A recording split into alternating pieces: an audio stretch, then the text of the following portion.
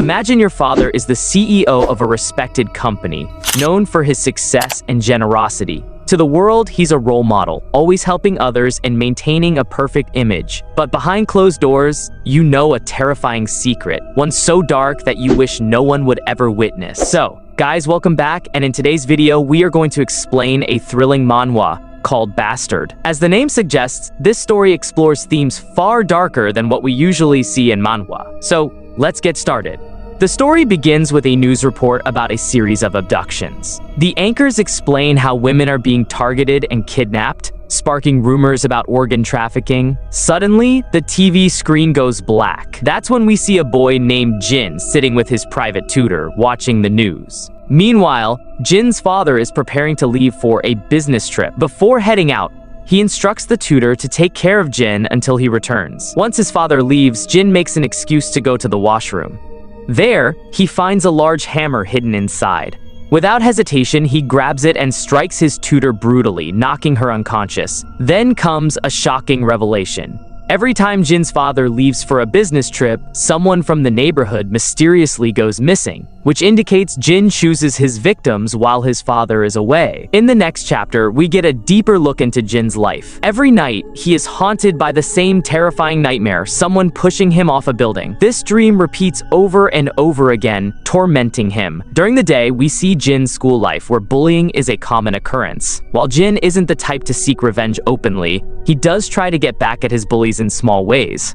However, he knows that the leader of the bullies, Manny Kim, the one Jin refers to as Lion, don't even bother with him, and that works in his favor. There's one boy, Pan, who doesn't mess with Jin because he knows he could crush him anytime, but then there's Park, a bully who constantly makes Jin's life miserable, though Jin finds ways to get back at him, like secretly stealing his wallet, which only works temporarily. However, one day, Park figures out that Jin was behind the theft. As punishment, he beats Jin so brutally that he ends up hospitalized. This is where we are introduced to a girl who steps in to save Jin. But when their senior teacher arrives and informs them that Jin's father has been called to the school, Jin's attitude changes immediately. He becomes furious and quickly tells the girl to leave. Instead of thanking her, he angrily tells her to run away, which upsets her, and she leaves. That's when we learn the terrifying truth. Jin's father is no ordinary businessman. He is the CEO of a massive company, a respected public figure,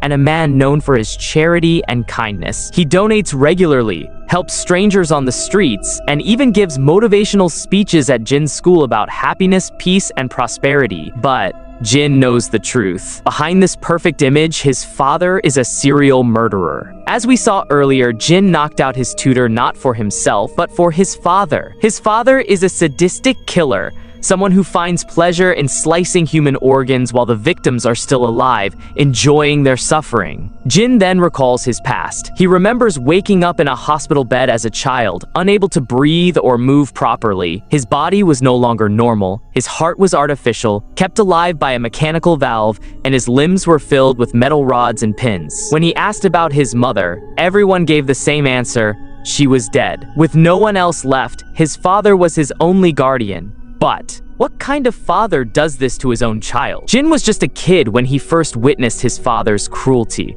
At first, he didn't understand it. He thought it was normal, but as he grew older, he realized how horrifying it truly was. Yet, he couldn't show any resistance, because if his father ever saw him as useless, he wouldn't hesitate to kill him too. After this flashback, we return to the present. Jin's father arrives at the hospital and immediately asks about the girl who saved Jin. On his way in, he had seen her leaving and noticed that she was wearing the same school uniform as Jin. When his father asks if he knows her, Jin quickly lies, saying, "No, I don't." But then his father coldly orders Jin to find the girl. At that moment, Jin's past memories rush through his mind, revealing a terrifying truth that his father has always used him as a shield because no one would ever suspect a murderer accompanied by a child. Now, if he wants to protect the girl from his father, there is only one way, and that is he must become stronger than his father. So, that's it for today, guys. If this series gets a good response, I'll be motivated to upload its part 2. If you enjoyed this manhwa, make sure to subscribe so you don't miss the next part. Until then, stay tuned.